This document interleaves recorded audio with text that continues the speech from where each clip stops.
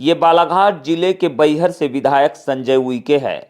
वर्तमान में कांग्रेस के जिला अध्यक्ष है और 3 बार से लगातार रिजर्व सीट से चुनाव जीतकर नेतृत्व करने वाले पहले ऐसे विधायक है जो बैहर क्षेत्र में जमीन से जुड़े मुद्दे पर सरकार की नीति और नीयत पर खुलकर सवाल उठा रहे हैं।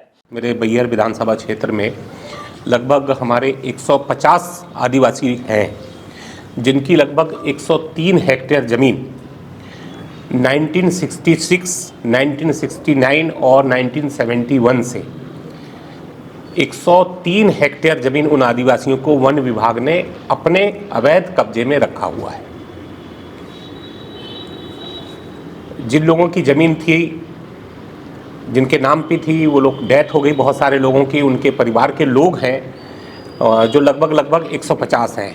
ये करीब 7 से 8 गांव के ऐसे लोग हैं जिनकी ज़मीन को वन विभाग ने अपने कब्जे में रखा हुआ है। ये जो कार्रवाइयाँ हैं, परिवार के लोग काफ़ी लंबे समय से, चूँकि साउथ बैहर से जुड़ा हुआ हमारा मसला है, ये वहाँ के लोग बहुत भोले भाले हैं, नियम कायदे कानून की तरह से पता नहीं है, तो अनुनय निवेदन बार बार अधिकारियों से करते रहे, लेकिन उन सब के बावजूद भी वन विभाग अभी तक लगातार उन भूमियों को अपने कब्जे में रखा हुआ है। उनमें से कुछ लोगों के खाते में उन्होंने खाते लिया है, उसमें से कुछ लोगों के खाते में उन्होंने पैसा भी डाला हुआ है। तो मेरा इस विषय पे सरकार से कहना है कि चूँकि बैहर विधानसभा क्षेत्र जो है में हमारे बैहर, बिरसा और परसवाड़ा ब्लॉक 3 ब्लॉक आते हैं।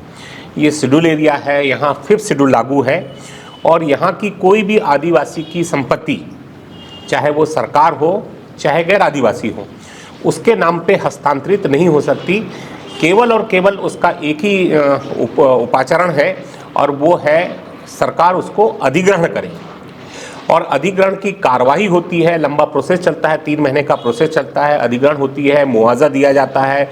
उसमें जो 5th शेड्यूल एरिया में जो ग्राम सभाएं होती हैं, वो ग्राम सभाओं से सहमति ली जाती है, अनापत्ति ली जाती है, तब अधिग्रहण की कार्रवाई पूरी होती है और बिना मुआवजा के अधिग्रहण की कार्रवाई पूरी नहीं होती है।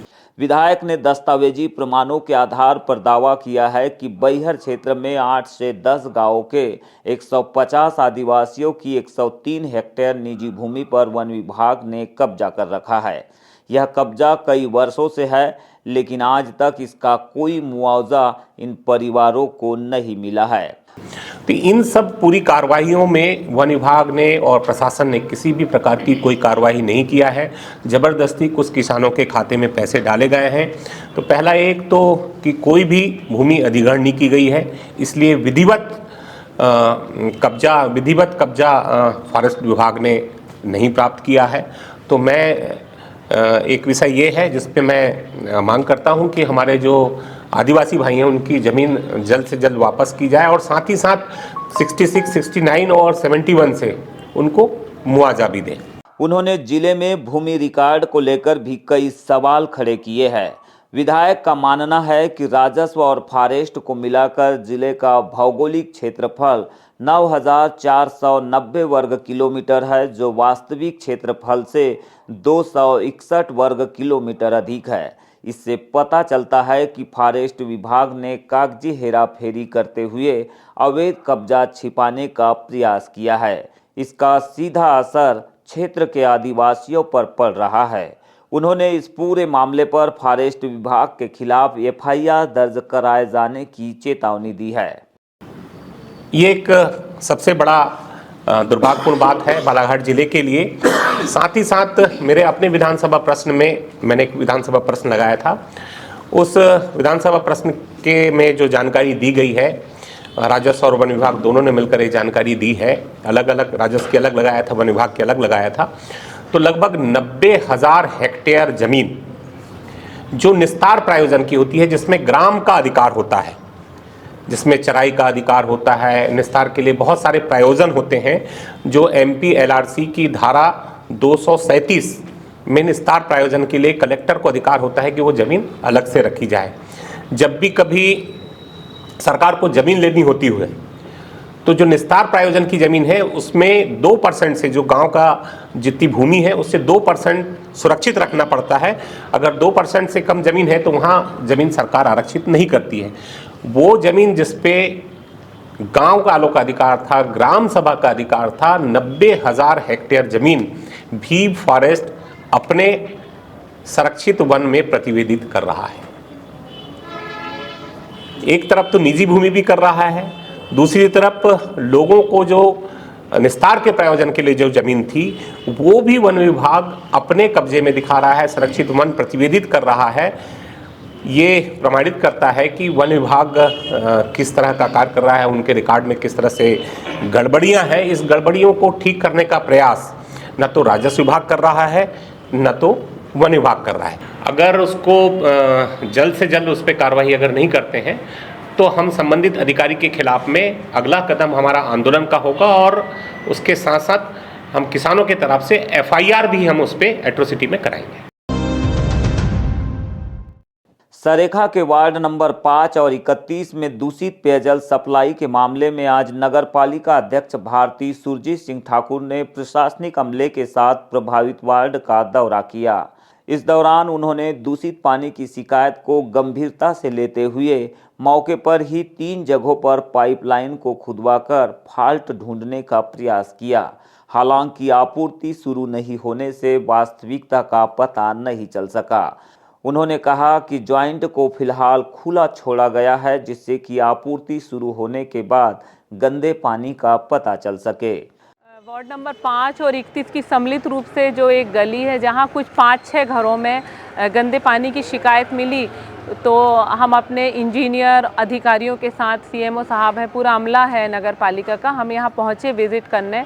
तो उन्होंने बताया कि शुरू के 10 मिनट लगभग गंदा पानी आता है, और फिर उसके बाद जो पानी के सैंपल हमने देखे, 10 मिनट के बाद जो पानी जो उन्होंने स्टोर करके रखा था वो साफ़ पानी था, लेकिन जो शुरू के 10 मिनट भी अगर गंदा पानी आया है वो किस वजह से आया, उसके लिए हमने प्रॉपर उस जगह पे जहाँ पे जॉइंट था, जब वो खुलवाए, उसकी खुदाई करवाई, तो वहाँ कुछ एक कनेक्शन जो खुला हुआ था, तो मुझे ऐसा लग रहा है कि शायद ये उसके कारण डस्ट वाला पानी आ रहा होगा। लेकिन फिर भी हमने उस सैंपल को लेके और उसको मैं लैब टेस्टिंग के लिए भेज रही हूँ अभी, कि उसकी क्या रिपोर्ट आती है। और फिर भी वो जो खुले नल थे उनको जो हमने बंद करवाए हैं, और 4 बजे की जो सप्लाई होगी, तो वार्ड नंबर 5 के पार्षद, 31 के पार्षद से हमने कहा है कि 4 बजे की सप्लाई में आप वाटर सैंपल लीजिए और उसकी लैब टेस्टिंग के लिए हम उसको भेजेंगे, और उसके बाद क्या सुधार आया, क्या शुरू में फिर गंदा पानी आ रहा है और ये किस वजह से आ रहा है, वो हमको परिणाम मिलेंगे।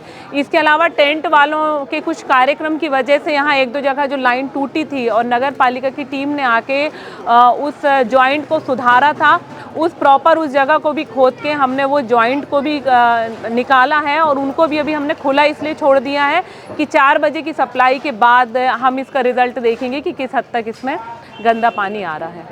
भारती ठाकुर ने यह भी बताया कि इंदौर की घटना के बाद प्रशासन के निर्देशानुसार पानी की आपूर्ति को लेकर तकनीकी टीम के जरिए ज्वाइंट आधारित पाइपलाइन का पता लगाया जा रहा है।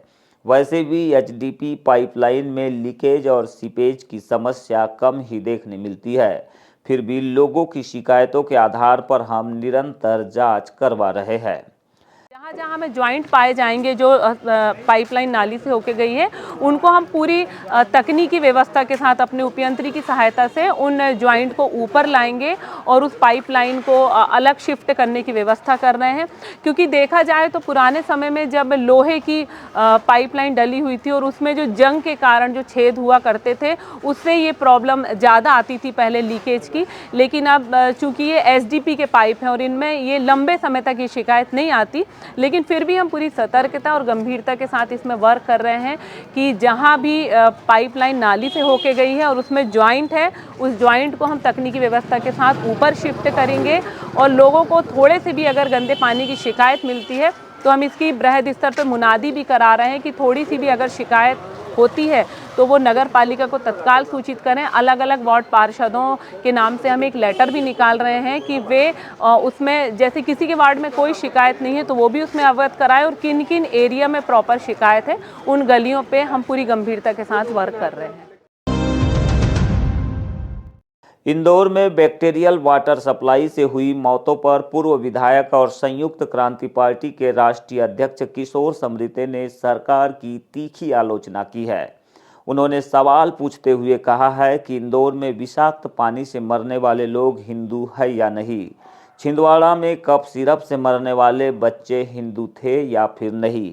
जिस बांग्लादेश के दीपू दास की हत्या को लेकर पूरे देश में आतंक मचाया गया, प्रदर्शन किया गया, वो हिंदू थे तो क्या बाकी लोग हिंदू नहीं है? और तमाम हिंदूवादी संगठन जो रात दिन हिंदुओं की बात करते हैं, वो इंदौर और छिंदवाड़ा की घटना पर चुप क्यों है? समृते ने कहा है कि विदेश में खत्म होने वाला हिंदू है तो फिर भारत में मणिपुर से लेकर इंदौर तक मरने वालों पर हिंदू होने की बात कोई क्यों नहीं करता है? देखिए, सरकार का एक ही नारा है, हिंदू खतरे में। तो पहला सवाल ये है कि अपना दूषित पेयजल में इंदौर से जो ख़त्म हुए वो क्या हिंदू नहीं थे? छिंदवाड़ा में जो बच्चे ख़त्म हुए कफ सिरप से, क्या वो हिंदू नहीं थे? जिस दीपू दास को लेके अपने बंगाल में जो उसकी हत्या हुई, उसको लेके पूरे देश भर में जो आतंक आपने मचाया, क्या भारत के हिंदू हिंदू नहीं है? एंजल चकमा हिंदू नहीं है? उसको मारने वाले हिंदू नहीं है? तो भारत में जो सरकार आप बात कर रही है, प्रधानमंत्री जी ने इतनी बड़ी राज्य की गंभीर घटनाओं पे कभी दौरा नहीं किया, ना छिंदवाड़ा का किया, ना इंदौर का किया। और तमाम हिंदूवादी संगठन जो बात करते हैं, कभी इनने बात नहीं की कि हमारे इतने हिंदू दूषित पेयजल से मारे गए, सरकार जवाब दो। हमारे इतने हिंदू कफ सिरप में मारे गए, सरकार जवाब दो। कभी सरकार, एंजल चकमा जो मारा गया, हमारा बीएसएफ के जवान का लड़का हिंदू है, सरकार जवाब दो। कभी किसी हिंदूवादी संगठन ने, और ये जो 25-26 बाबा जो हिंदू राष्ट्र बनाने घूम रहे हैं, इनके मुंह से भी कभी एक शब्द नहीं निकला इन सब चीज़ों को लेकर। तो मेरा कहने का मतलब है कि विदेशों में हिंदू खत्म हुआ तो वो हिंदू, और भारत के भीतर जो हिंदू खत्म हो रहा है मणिपुर से लेकर, वो उस पर आप कोई बात नहीं कर रहे हो। प्रधानमंत्री को इन पूरे मुद्दों पर श्वेत पत्र जारी करना चाहिए, छिंदवाड़ा और इंदौर की जनता से माफ़ी मांगना चाहिए, और प्रधानमंत्री को इस प्रदेश के मुख्यमंत्री को हटाना चाहिए, इंदौर के मंत्री को हटाना चाहिए, और जो गैर जिम्मेदार जो प्रशासन है पूरा का पूरा मध्य प्रदेश का, इसके खिलाफ सख्त कार्रवाई करना चाहिए, क्योंकि उनने संविधान की शपथ ली है, उनकी नैतिक जिम्मेदारी है।